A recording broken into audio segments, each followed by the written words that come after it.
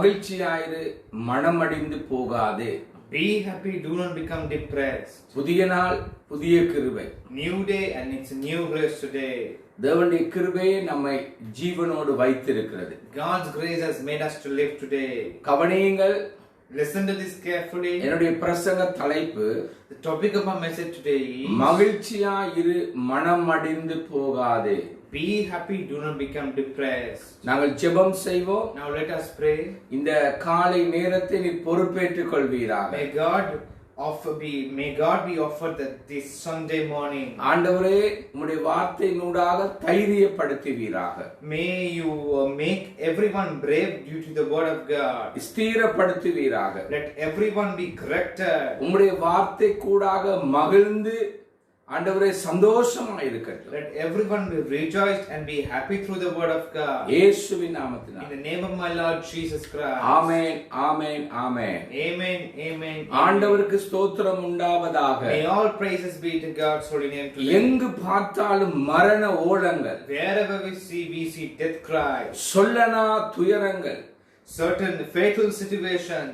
வீட்டுக்கு வீடு வாசல் படி போன்ற வாதையும் பொல்லாப்பும். There is death and suffering in every house. கவனியுங்கள், சங்காரங்கள். Listen to this carefully.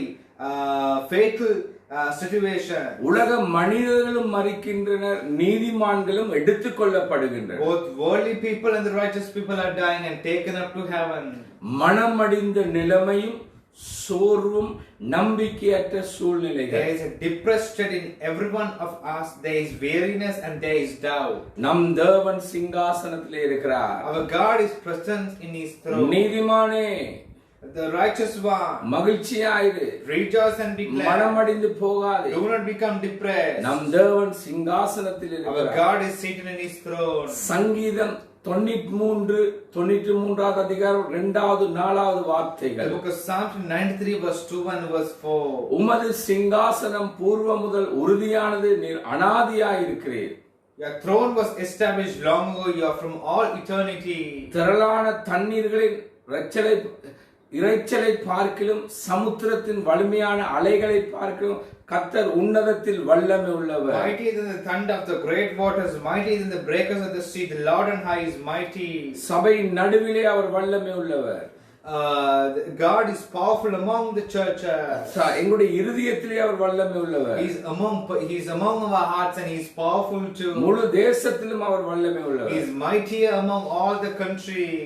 நீதிமானோடும் சந்ததியோடும் இருக்கின்றார். He is with the righteous and the generations of the righteous one. சபையின் நடுவில் உலாவுகின்றார். He is hovering among the churches.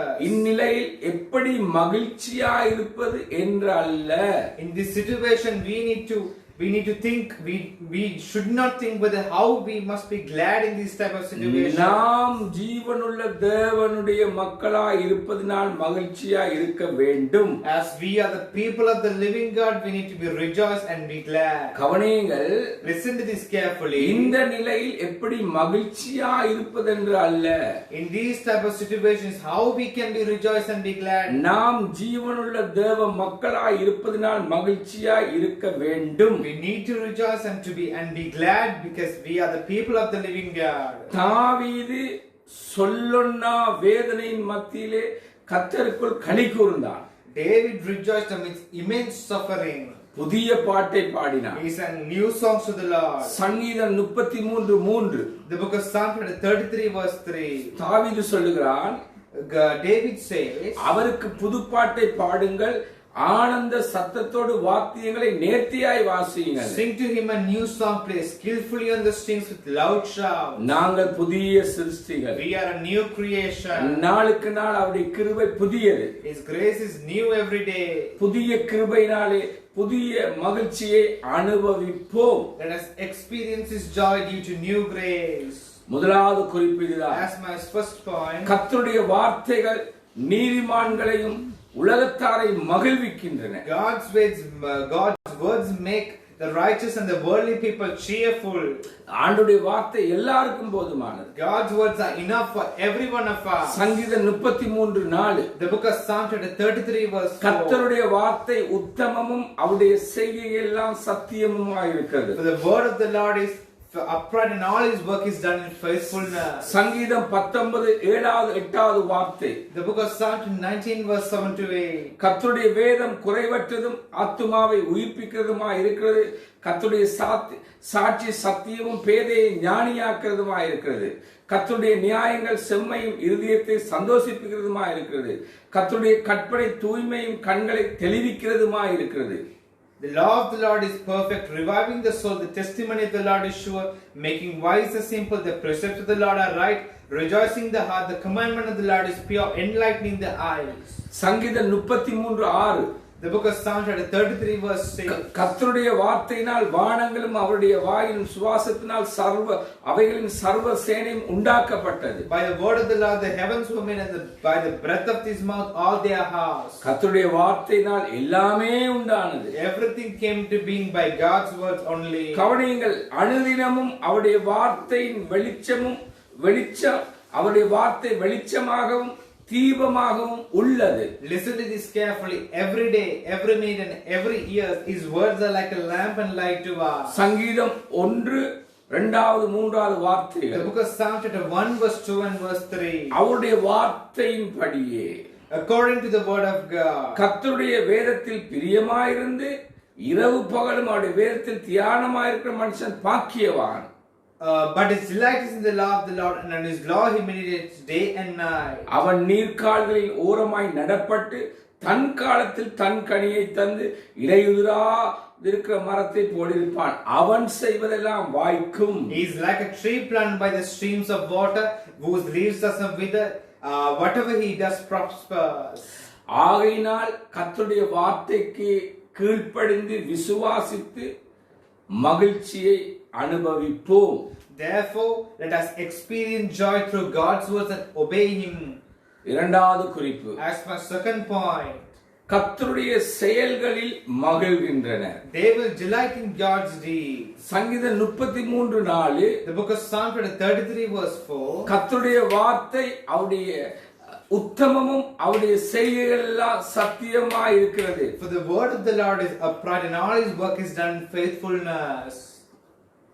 கிருபையினால் ரட்சிக்கப்பட்டுள்ளோம். We have been saved by his grace. யோவான் 1:14. John chapter 1 verse 14. அந்த வார்த்தை மாம்சமாகி கிருபையினாலும் சத்தியத்தினாலும் நிறைந்தவராய் நமக்குள்ளே வாசம் பண்ணினார். அவருடைய மகிமையை கண்டோம். அது பிதாவுக்கு ஒரே பேராருடைய மகிமைக்கு ஏற்ற மகிமையாய் இருந்தது. And the word became flesh and dwelt among us, and we have seen his glory, glorious as the only son from the Father, full of grace and truth. கிருபையும் சத்தியமும் அவர் மூலமாய் வந்தது. தேவனின் செயல்கள் அற்புதமானது. Grace and truth have come to us through Jesus. God's deeds are amazing. ஒன்றை கவனித்துக் கொள்ளுங்கள். Listen to one carefully. நினைத்து பாருங்கள். Think about this. சங்கீதம் 42. The book of Psalm 40 verse 2. பயங்கரமான குழியிலும் உளையான சேற்றிலுமிருந்து என்னை தூக்கி எடுத்து என் கால்களை கன்மலையின் மேல் நிறுத்தி என் அடிகளை உறுதிப்படுத்தி. He drew me up from the pit of destruction, out of the miry bog, and set up my feet upon a rock, making my steps secure. இந்த அற்புத செயலை எப்படி வர்ணிப்பது? How to describe his amazing deed? கவனியுங்கள், இஸ்ரவேலின் மக்களின் வாழ்க்கையை பார்த்தால், listen to this carefully. When we look at the lives of the Israelites, ஒன்று பகைவர்கள், we see that God constructed a path for the Israelites amidst their enemies. பகைவர்கள் சூழ, amidst their enemies. இரண்டாவது முன்னால் ஆழ்கடல் பயமுறுத்த, second, amidst there was a deep ocean in front of them. மூன்றாவது பாதையை அமைத்தாரே. third, God has constructed a situation for them. அவருடைய வல்லமையான செயலை பார். You can look at his amazing deed. அவர் பாதையை அமைத்தார். God constructed a path for the Israelites. நம் வாழ்க்கையிலும் வாதைகளும் பொல்லாப்புகளும் மரண சங்காரங்களும் பிசாசின் கிரியையிலும் விழுங்க எண்ணிய போது விடுவித்தாரே. When Satan's deeds, ailments, dangers, fatal situations came to overcome us, God delivered from them too. இதுவும் அற்புத செயலே. These are also amazing deeds. இனியும் காப்பார். Even more he will protect us. தாவீது நாளுக்கு நாள் விருத்தி அடைந்தது போல, like David would develop day by day, அவர் அற்புத செயல்களை செய்து நம்மை விருத்தி அடைய செய்வார். God's amazing deeds will develop us. பரிசுத்த பவுலை போன்று நான் மடிந்து போவதில்லை என்று சொல்லு. Like Paul says, you also say that I will never be defeated. உலகத்தில் உள்ளவனை விட உன்னோடு இருக்கின்றவர் மகா பெரியவர். The one who is with you is greater than the one who is with his word. பெரிய காரியங்களை செய்து மகிழ்விப்பார். He will delight you by doing greater things in your life. சபையே நல்ல செய்தி.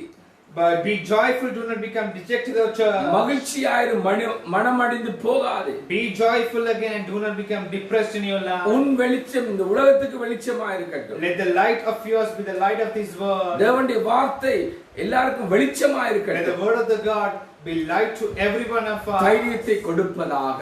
Let it make us courageous. இந்த வார்த்தையினூடாக கர்த்தர் தாமே உங்களோடு பேசுவாராக. May God speak through the word of God with you. நாங்கள் ஜெபம் செய்வோம். Now let us pray. ஆண்டவரே உம்முடைய வார்த்தையை விதைத்திருக்கிறோம். God, we have sowed the word of God inside every one of நம்பிக்கையற்ற us. இந்த உலக மனிதனுடைய வாழ்க்கையில் In all the people who are disbelieving, சபைக்கும் நம்பிக்கை, உலகத்துக்கும் நம்பிக்கையா இருக்கிற தேவனே, you are the God who is a great confidence for the world. உம்முடைய வார்த்தை சொல்லுகிறதை செய்யும். You are the word of God which says will do it. அற்புத செயலை காண செய்யும்.